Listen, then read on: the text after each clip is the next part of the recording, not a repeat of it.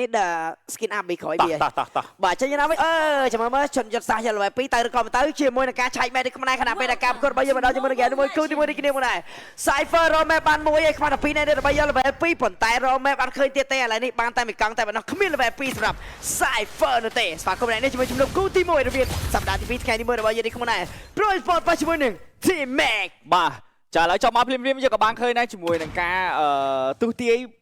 ជាមួយនឹងខ្ញុំហើយនឹងបងឲ្យប្រាប់ថា Cypher ទៅប្រកាសជាទៅហើយតែគេដឹងបាទអញ្ចឹងគេឲ្យឃើញតែម្នាក់ទេក៏ដូចជាមើលជាមួយនឹងការជ្រើស emblem ដូចជាអត់មានការឆ្នៃអីច្រើនទេ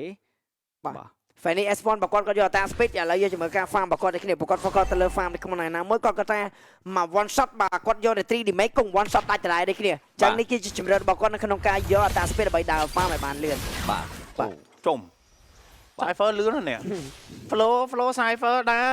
កន្លែង total នេះដឹងតែ level 4លឿនជាងD7 ហើយបាទ Infinite បាទអញ្ចឹងអ្នកគ្នាក៏យើងក៏ complete ជាមួយនឹង sponsor របស់យើងនេះគ្នាជាមួយនឹង Infinite Note 50 Series MPL Edition សម្រាប់ gamer គ្រប់គ្នាសាកថ្មល្បឿនលឿន90 W និងអាចសាកអត់ខ្សែបានទៅដល់30 W ដែលមានជាមួយនឹងបំពាក់អេក្រង់ AMOLED ល្បឿន 144Hz អាចលេងជាមួយនឹង Mobile Legends ដោយរលូនដោយគ្មានការដំណើរការជាមួយនឹងល្បឿនជាមួយនឹង RAM សរុប 24G ផងដែរមើល flow មិញមើល mini map flow ផុស Cypher ដើរតំណងណាពេលដើរ early មិនដើរទៅរោមទាញខាបយកណាគេចេះអត់ទេបងអត់កាត់មិនដើរទៅរោមនុស្សដើម្បីឲ្យឡើងបានគោហើយជាមួយនឹង experience land ត្រូវហ៎បន្តមកដើរមកហើយមកជួយ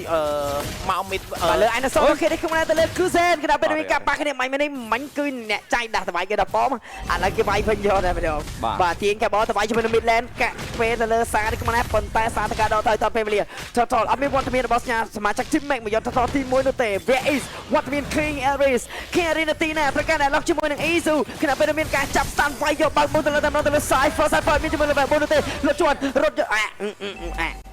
បាទលោកចង់ម្ដងជប់វាយជប់បើក Team Fight បន្តទៀតជាមួយវត្តមានរបស់ Bemo ប៉ុន្តែជាមួយនឹងតបាន retreat ដូចគ្នាបាទបើយើងមើលទៅជាមួយនឹងវត្តមានរបស់សាក់ស៊ូមិនក៏អត់មានផុសៗហើយណាមួយមួយចាយ flicker របស់ Cypher បើមិនហ្នឹងគឺមានការធួនចេញពី D7 តាមតែ cover ឲ្យសារបន្ត RT ដាច់តាមពិតគាត់ fan នេះចឹងក៏ថតទីមកគាត់គួរតែបលេងឲ្យគេណាបាទទី1ទី1ក៏មានជាមួយនឹង Popol បើហើយមិញអត់ ready level 4ទេចេញពី Cypher បាទអញ្ចឹងការសម្រាប់ចិត្តចូលនេះបាត់ជាមួយនឹង total បាត់ជាមួយនឹង 2 kill ខាតមែនតើតែមិនសូវជាខាតប៉ុន្មានដែរបាទព្រោះដោយសារ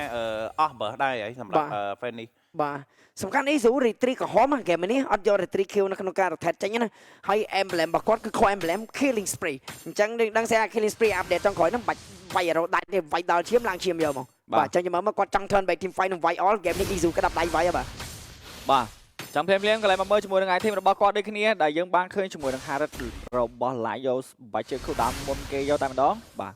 លឿនពេកទៅអត់មើលឃើញដល់ហើយតោះនេះមិនតាន់ចេញជា item ឯងគាត់ថាបាទ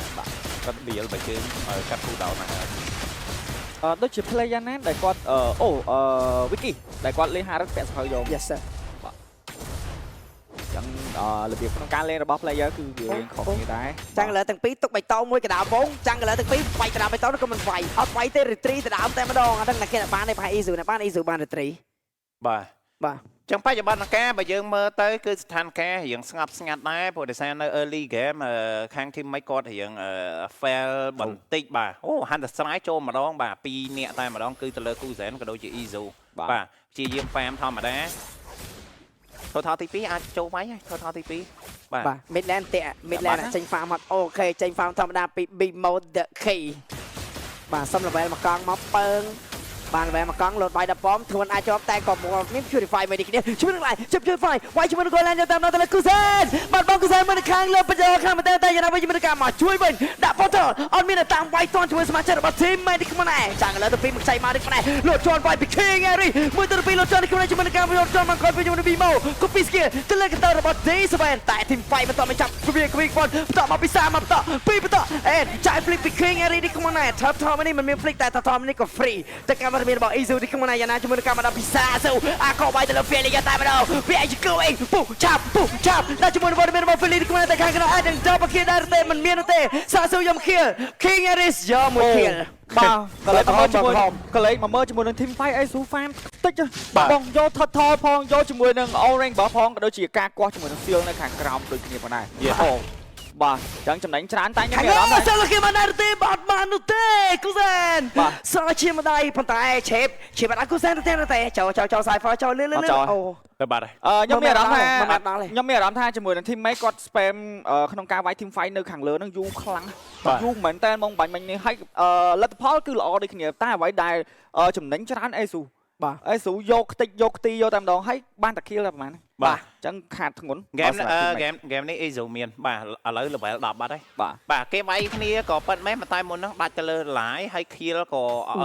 ចូលទៅលើជាមួយនឹង King Area ក៏ដូចជា Saxo ហើយនឹង Bimo ទេអត់បានចូលទៅលើឡាយទេបាទអញ្ចឹងឡាយដាច់ទៀតនៅក្នុងហ្គេមនេះក៏ឡាយក៏មិនទៅជាមានអីណាដែរតែបើយើងក៏លេចទៅមើល Ezo វិញ Ezo មិញដូចណាច់អត់តាគួរបាននិយាយអញ្ចឹងបាទសប្បាយនៅក្នុងការលួចជាមួយនឹងសត្វព្រៃរបស់ខាង team ខ្លាំងមែនទែន បាទ total ហើយបូកជាមួយនឹង Orange បើទៀតហើយយកជាមួយនឹង Creep ខាងក្រោមចិត្តខាង EAP Land ហ្នឹងទៀត បាទ មានអារម្មណ៍ថាមិនថ្ងៃនេះគឺក្តាប់ដៃវាយ Golan ហ្មង Valentina របស់ Bimo គឺអត់ដែលលួច skill ណាគេផ្សេងក្រៅពី D7 នេះដើម្បីមានឱកាសទៅ cover back step ក៏ដូចជា solo kill ទៅលើ Kuzen យកតែម្ដងហើយដឹងស្រាប់ Kuzen មានតែ2ដាស់ទេតែ Valen មាន3ដាស់ចង់ជាមួយនឹងការ solo kill នៅ early នេះគាត់ធ្វើបានប្រហែលដងព្រោះដោយសារ game នេះបើសិនជាគាត់ចង់បោះ LT កតោចោលគាត់អាចមាន LT Fasha គាត់អាចមាន LT បណេតព្រះដែលចេញពីយីសុំស៊ីនសិតតែ LT ល្អសម្រាប់ game នេះ Valentina របស់ Bimo សម្បូរ skill លេងប៉ុន្តែគាត់នៅតែសម្រាប់ចិត្តយកជាមួយនឹង LT របស់ D7 ចង់ជាមួយថាគាត់បង្កប់អីគេនៅក្នុង play style របស់គាត់ បាទ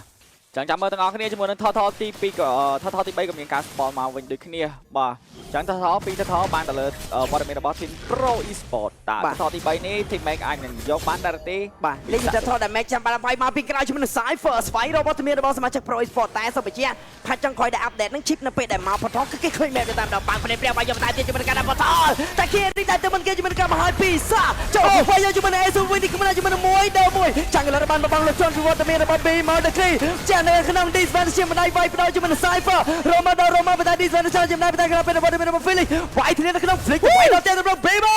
លោកលុបពី B-Mo ហើយមកជិះមក Night Felix ចាក់ដាច់បាត់ហើយបាទ វាយផ្លេចខ្លួនបាញ់Felix លងបាទតើអូយពីតង់អាកោយកពីនឹងទៅលើ Kuzen ដែលបាននិយាយ game នេះ Spam Flick របស់គាត់គឺអត់គ្រប់នោះទេដោយសារគេលុកគាត់ដល់ច្រើនរ៉ូពេកអូតែខ្ញុំណាជាមួយនឹង Live ទៅលើសាតែយ៉ាងណាជាមួយនឹងការចូលអាកោសាវិញនេះខ្ញុំណា1ដល់1 Oh my G បាទបើការ threat kill គ្នាលឿនតែម្ដងតែអ្វីដែលសំខាន់សម្រាប់ Live នៅក្នុង game នេះរៀងធ្ងន់ដែរបាទដាច់2ដងហើយអត់ទាន់បានជាមួយនឹង kill ទេបានត្រឹមតែ Aziz ហើយបើយើងអាចឃើញដែរជាមួយតន់ក៏ down Flick ក៏បងទៅទៀតនោះអូ ដាក់សម្ពាធដាក់សម្ពាធទៅលើ Kuzen ខ្លាំងមែនទែនបាទភ្លាម Midland មានការដេញវាយនេះខ្ញុំណាជាមួយនឹង Bimo មិនខ្ចីយក LT ចង់បានតែ LT របស់ D7 តែម្ដងបាទចឹងយើងមើលទៅជាមួយនឹង Asu ទោះបីជាគាត់ free farm នៅ early man ប៉ុន្តែយើងក៏លេចមកមើលជាមួយនឹង item របស់Saxo ក៏បានច្រើនដូចគ្នាសម្រាប់ item jungler បាទពី item ហើយចេញពី Kuzen បាទ Kuzen បានពី item ហើយ Hand Strike ក៏ដូចជា Sky Piercer បាទគាត់អត់បាន kill ណាបងចង់អត់មាន stake ណាបាទអត់ទាន់មានទេតែមួយទៅចេញដែរហ្នឹង Sky Piercer ទៅចេញដែរហ្នឹងបាទតែបើយើងមើលទៅជាមួយនឹងវត្តមានរបស់ teammate គឺគាត់គ្របដណ្ដប់ទៅលើ goal lane ខ្លាំងអញ្ចឹងធ្វើឲ្យ Kuzen នៅក្នុង game នេះក៏ពិបាកក្នុងការលេងនេះគ្នាព្រោះដោយសារតែ fan នេះគឺបកកែក្នុងការ bet យកតែមក game នេះឃើញតែចាំមែនណានេះខ្ញុំណាជាមួយនឹង Share Card ដែលគ្នាជាមួយនឹងកញ្ចប់ MLB អ្នកគ្នាលេង Mobile Legends ស្បែកបែកអីយ៉ាទី5ទី6តិចសិនទៅហើយអ្នកនរគ្នាអាចបញ្ចុះកញ្ចប់ប្រចាំខែទទួលបាន235ពេជ្រនិងតម្លៃតែ$6តែប៉ុណ្ណោះបាទយ៉ាងណាជាមួយនឹង Team Fight របស់យើងដាច់ជាមួយនឹងសារបាត់ទៅហើយគណៈពេជ្ររបស់ Asu បោះទូចុះកាប់ solo kill ទៅលើ Asu តែគាត់អានឹងរត់មិនរួចនេះខ្ញុំណាកាប់បន្តទៀតវាយយកទៅ2ទៅ3តែម្ដងក៏ពីទុំដាក់មកទុំមកវិញវាយជាមួយនឹង Bimo shut down ទៅលើ Asu មកវិញនេះខ្ញុំណាលោតពុះវាយបន្តទៀតប៉ុន្តែទី5ដូចជាបញ្ចប់ទូឯងមិនទៅម្ដងទៅជាមួយ live ពី Harrod PS live អត់ទៅម្ដងនេះគ្នាឡតក៏បាន respawn នេះខ្លួនណាតែ Azu នឹងការក្រោយ Saxo 10វិនាទីតែបាញ់មិញបើយើងមើលទៅKing Eric គាត់រៀងនេះអត់ fail ហ៎បងព្រោះដោយសារបុកមិញបុកចង់ចាញ់ក៏បាទយ៉ាងណាចំពោះជាមួយនឹងកញ្ចប់បាញ់មិញនេះអ្នកគ្នាភ្ជាប់តាមរយៈ Share Card app ក៏បានឬក៏អ្នកគ្នាចុចជាមួយផ្កាយ1686ផ្កាយលេខ2ទ្រូងឬក៏យកចុចបញ្ជូនដូចគ្នាបាទតទៀតបាទទៅឯងបងតែទី5បាត់អីយ៉ាងណាជាមួយនឹងការបាត់បន្តពីសារនេះក្នុងខាងក្នុងទៀងខាបោចូលអាកោតែគ្មានមកទេពីមក secure បានតែជាមួយនឹងវត្តមានរបស់ Felix ក្នុងបណ្ដា Disvan ក៏ដោក្រំដៃជាមួយនឹងឡាយនេះគ្នាមកបាំង2បាំងសុំបាញ់ផងទៅលើ Cypher តែមានការបើកមុខយ៉ាងល្អខ្លាំងមែនតើជាមួយនឹង Felix ថា secure ល្អមកខ្ញុំដេញវាយគេបើល្អហើយបាទដោយសារតែ Saxo អត់ទាន់មានវត្តមានរបស់ Pop របស់ដូចគ្នាផងដែរអត់ត្រីបាទអូបាទអត់ energy ដូចគ្នាបាទ អស់ energy ទីគ្នាអស់ 3 អស់ energy អស់បីគ្រប់យ៉ាងចូលទៅលួចបាននៅគ្នាផងដែរប៉ុន្តែមានអាចបាននៅក្នុងដាច់ជាមួយនឹង Felix ដងជាមួយនឹង Lord នោះទេ ដោអត់បញ្ហាប៉ុន្តែ Felix ក៏មិនគួរណាដាច់រៀងច្រើនដែរដោយសារតែបាត់មិនជាមួយនឹងការបោកចេញពីនេះ Cypher មាន photo Cypher មាន photo Cypher នឹងចង់បាន team fight មួយទៀតទៅលើវត្តមានរបស់ Kuzen ពេល Kuzen មាន Felix តែ Kuzen នឹងដឹងដែរទេ3 2 1 Happy birthday to Kuzen ងែវប៉ាំងផ្លាប់ fight នេះក៏បានម្ដងណាគេក៏បានម្ដងនេះ Kuzen បាត់បង់តែ clear load នៅកន្លែងនៅតែម្ដង clear បានឬក៏មិនបាន D7 ព្យាយាមពេលបន្តមកពីសាឌីមេមិនគ្រប់គ្រាន់តែជាមួយនឹង Cypher តែ D7 ក៏ដែរទីkommer ដែរ Bimo មានខ្លាំងមែនតើ4ជាក្នុងដែរទីkommer ប៉ុន្តែ Aso បានបន្ទូនៅខាងក្នុងចាប់ទៅលើ King Eri កាប់បាញ់តែគេបាយនេះkommer ជាមួយនឹងការលុតចូលជាមួយនឹង Eri លុតទៅជាមួយនឹង Bimo លុតចូលខំមកទៅហើយតែជាមួយនឹង Eri free Bimo ចន់ខំ បាទ Yes គាត់ជន់នេះគាត់ជន់កាក់មុខ Felix កម្ៅចូលតាព្រោះថាបាត់មិនបើយើងមើលទៅជាមួយនឹងការហក់ចេញពីអូរ៉ៃបាទគិតវែងឆ្ងាយល្អតែគិតវែងឆ្ងាយពេកព្រៀបជាមួយនឹងការចាក់បិឆៅដូចតាមវាយចាយ Flick ពី Felix Lot ត្រូវបាន clear ពី line នេះក្នុងដែរបាទចឹង ឡ clear free ក៏ដូចជាបន្ទុកខៀននៅក្នុងហ្គេមនេះ10នាទី56ពេលគឺ13 kill ទល់នឹង11 kill ប៉ុណ្ណេះចំណែក goal វិញគឺអត់លីកគ្នាច្រើនទេត្រឹមតែ K ជាងតែណោះបាទអីមាននាងក្រមអីយ៉ាដាច់ form លើអូដាច់ Bimo នឹងមានការ solo kill ពីសាជាមួយនឹងការបន្តបាយមាននេះលុតឆេបពីនឹងដាច់ក្នុងដែរតែ Bimo អាចគួរយកជាមួយនឹងការ copy ultimate របស់សាព្រោះដោយសារតែការបោកបោកគាត់ទៅទៅម៉េចអរិបើយក ulti សាយកបណេតព្រះរបស់ Asu វិញតែគាត់នៅតែចង់បានជាមួយនឹង ulti D7 តែខ្ញុំក៏គិតថា ulti D7 ល្អដូចគ្នាបាទ screen តាមជាមួយនឹង kill ចូលកាប់បាយយកទៅ Asu ជាម្ដាយដល់ទៅ King ជាមួយនឹង Kia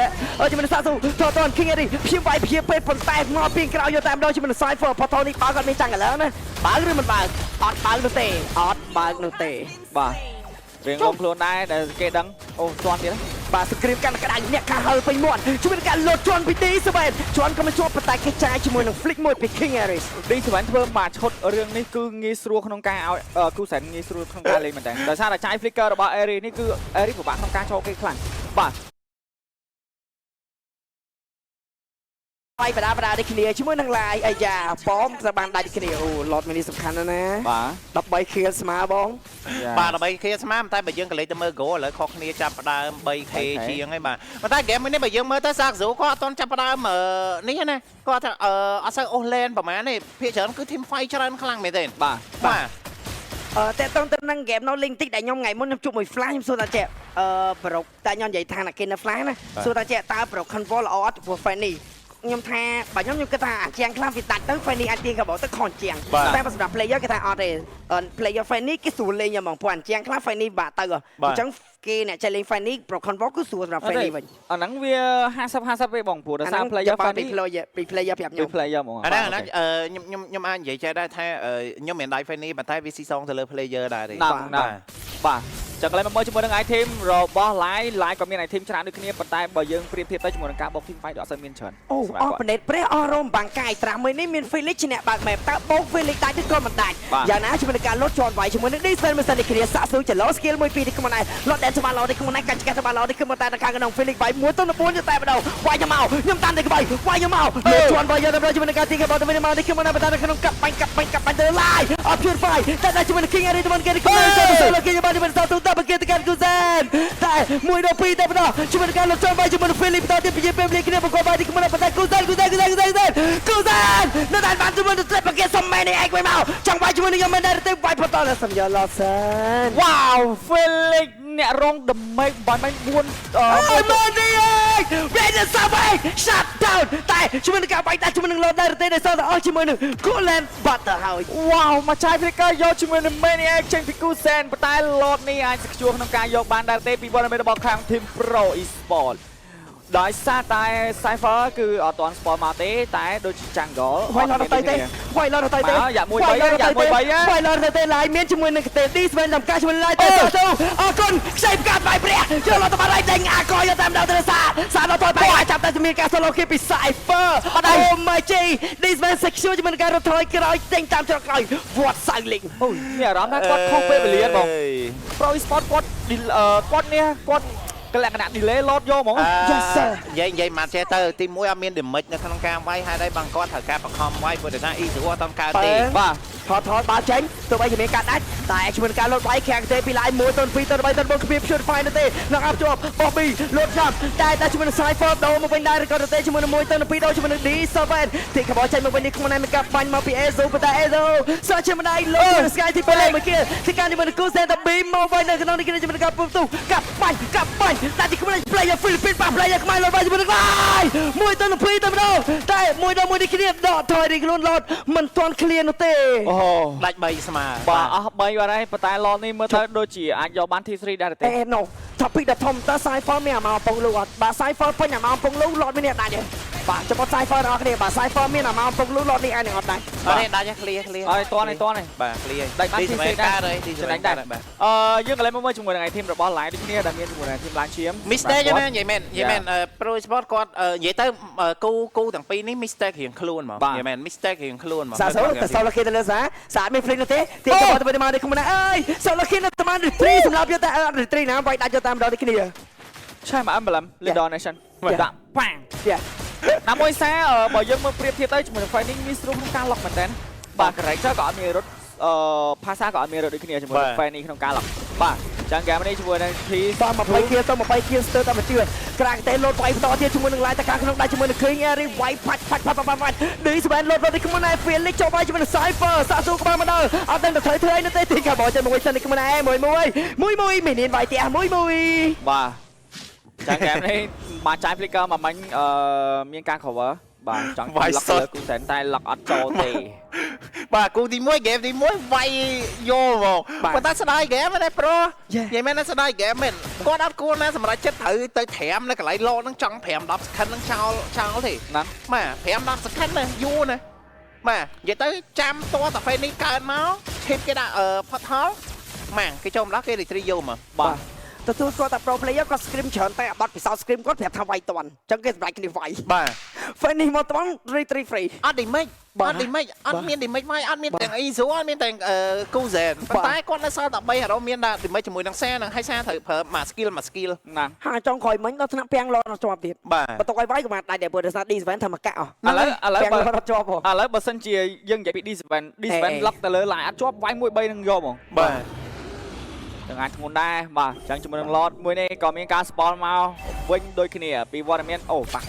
បាទវិញនៅក្រៅមានតែការ Izu បងវាយអ្នកបើកបងយកតែម្ដង D7 លោតជាប់ដាក់ជាមួយនឹង line ទៅមុនគេផឹងអត់មានជាមួយ pure fight ណាមកជួយនោះទេយ៉ាងណាជាមួយនឹងការលោតវាយបន្តទៀតជាមួយនឹង Felix game កាច់ដូចគ្នា win nature ក៏មានទៅលើ Kuzen ក៏មានទៅលើ Izu នោះចុះមកបាទការធ្វើប្រហែលរបស់ខាង team mate បានធ្វើឲ្យដាច់ជាមួយនឹង line មុននឹងរៀបនឹង Lord នេះចាំស៊ី Kuzen ចឹងមែនអត់ឲ្យទៅស៊ីទេតែ D7 កាក់អត់ជាប់នោះទេអូយ Kuzen ចូល D7 ទៅពេលវេលាទៅខាងក្រោម2ទៅ1 Izu ចុះជាមួយនឹង Rom បានការ King នេះមានកក់លងខ្លួនយ៉ាងណាជាមួយនឹងការក្នុង Felix វាយខ្ទេចនេះខ្ញុំតែសាក់ស៊ូទៅធ្វើអ្វីចេះខ្លាចសាក់មួយនេះវាយសាក់ស៊ូយ៉ាងណាជាមួយនឹង Felix នៅបានការក្នុងនេះខ្ញុំណាសាក់ស៊ូបាននៅខាងក្រោយដូចគ្នា Felix លងខ្លួនវាយជាប់បំបោទេមិនឲ្យមានការលងខ្លួនម្ដងទៀតទេ Lord 5ទល់នឹង3សមាជិករបស់ក្រុម Mac ត្រូវការជាមួយនឹងវត្តមានបាំងមុខខ្លាំងមែនតើតែជាមួយនឹងការជួយវាយ solo kill ដាច់ជាមួយនឹងសាក់ស៊ូនេះខ្ញុំណាជាមួយនឹង Kuzen នេះជាមួយនឹងគេមិននេះគ្នាលុតចូលវាយតែ Felix ឈ្នះវាយទាំងអស់នេះខ្ញុំណា double kill ទៅកាន់ Kuzen សុំ triple kill មកតែមកបងពីបងទៅជីវិត2លុយជាបង My G អរវិនទៅជីវិត2តែមិនលេងទាំងកោទៅលោកពី Kim ទាំងកោ from frozen Kuzen សាច់ចម្លើយមកមានបង frozen ជាមួយនឹង5 out បាទហើយជាមួយនឹងមីកាបង Midland យកតែ15វិនាទី B-Mon នឹង respawn Minion នៅ respawn ក្នុង15វិនាទីទៅតាមការវិភាគមកខ្ញុំទៅជា respawn មិនតទេនឹងមានការវាយផ្ទះយកតែម្ដងនឹងមានការវាយផ្ទះយកតែម្ដងវាយទៀតចេញចំណុចហ្គេមទី1ក៏បានទៅលើ Pro Esport បាទអបអរសាទរទៅដល់ Pro Esport ដែលទទួល